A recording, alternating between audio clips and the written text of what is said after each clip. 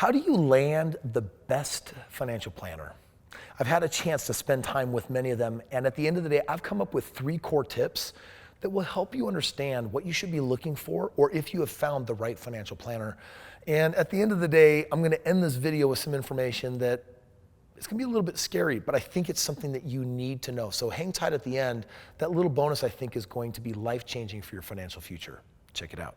'Cause we're gonna be legends. What we're doing here ain't just scary. It's about to be legendary. What is a financial planner? What is the purpose of a financial planner? When do you need a financial planner? And how do you find the right financial planner? This is really, really important. So first of all, a financial planner is an individual, typically certified or licensed. And what they do is they're authorized to represent certain types of investments.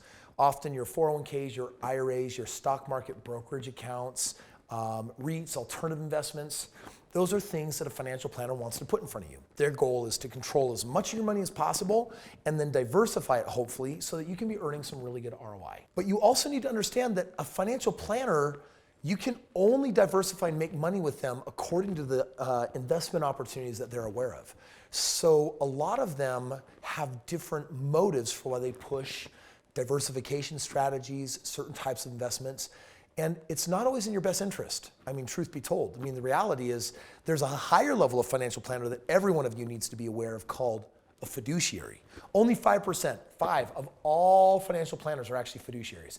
That means that they have a higher obligation to disclose all earnings, whereas typical financial planners, they can actually make some kickback money on the side. They don't have to disclose it, which means that they've got an agenda with your money. I don't like having people on my financial team that have an agenda.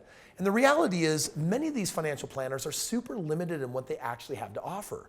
You know, putting your money into basic accounts that are earning single-digit returns is usually not enough for you to produce the life that you financially want unless you're making millions of dollars. The average person in this country, America, $44,000 a year. So, you know, a financial planner guiding and directing the little bit that you're saving and putting into different vehicles, it's never going to be enough to get where you want to go. So there's a misnomer in the title. What is financial planning? What is a financial planner?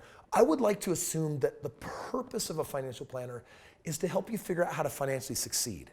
But I know that that is actually not the case. Instead, I have some questions that I want to bring up for you. First of all, the best financial planner does not make undisclosed money, which means you need a fiduciary. So number one, I want you to be aware of that. Number two, the best financial planner doesn't recommend the stock market as your core strategy, and yet most of them do. You see, it's very easy for them to collect their money and their fees if your money is sitting in these type of investments for their management fees. And listen, stock market, IRAs, S&P 500, you know, the problem is if you're not getting enough diversity and everything you're doing is tied to the market, you need to understand that the stock market can take a 30, 40, 50, 70, or 80% drop every 8 years. It'll come back, it'll recuperate, or at least traditionally it has in the past, but those single-digit returns are not worth it. Even the 30-year average on the S&P 500 is just shy of 10%. 9%, divide that by 72, rule of 72, compounding interest means that it's going to take you a really, really, really long time before you're actually going to recuperate and double your money. So we're looking for something better. And number 3, the best financial planner recommends products good for you, like investing in you or business, instead of things that pay the money. Again, this is one of the biggest problems. Literally today, I'm talking to one of my private clients that I privately mentor one-on-one. He talked to his financial planner. He's making a financial decision, $250,000. And guess what? If the money is coming out of the financial planner's hands, guess what they're going to do? They're going to say this is a bad decision. Because the only good decision is one where they get to hang on to your money. The reality is you should be investing in you. You should be investing in business. And because that's not trackable by them, they're never going to recommend that. And yet that's where you can actually take back so much financial control for the success in your life. You see, the real financial planner you need to put them in their place and understand this. A financial planner does not make financial decisions for you. I have a friend right now whose husband passed away. She's sitting on a pile of money. She's got a financial planner. And that financial planner has some really strong directives of what she should be doing with her money. The reality is she, like you and me, need to become our own core first financial planner. A fiduciary is someone that you surround yourself with for a portion of your investments. They should not be guiding and directing all of your investments. When you're talking about you and the financial choices that you're making in life, how do you become responsible enough to make good financial choices? Well, my friends, the reality is you've got to attend events, you've got to read books, you got to get mentors, and you got to learn how to be financially intelligent. Ray Dalio has returned $27 billion to his investors over the years. You should read his book. You should learn from him. You should go to financial events and seminars and wealth trainings, and you should learn from people that are financially intelligent and have a really great track record. That is what you do to become your own best financial planner. In my life, I ultimately learned that in the beginning when I had a financial planner and I was putting money in Roths and IRAs and doing some of this stuff, I watched it for a few years and then I said, why am I doing this? None of this will ever amount to what I need. And that's when I realized there really isn't a financial planner. You gotta have millions of dollars and then they can manage that with very low risk and very low ROI. And if you're happy with that, good. For the rest of us, until you have millions of dollars, I'm not saying you shouldn't have financial planners. I'm saying if anything, you should have fiduciaries. And number two, you cannot diversify all of your assets into single digit ROIs. It'll never amount to what you need it to be. That's the problem.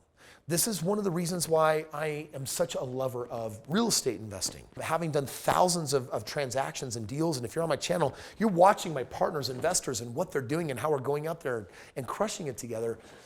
And here's the reality. When I do deals, I'm earning 20, 30% ROI. When I'm making money on returns on my business, I'm earning 100%, 200%, 1000% ROI.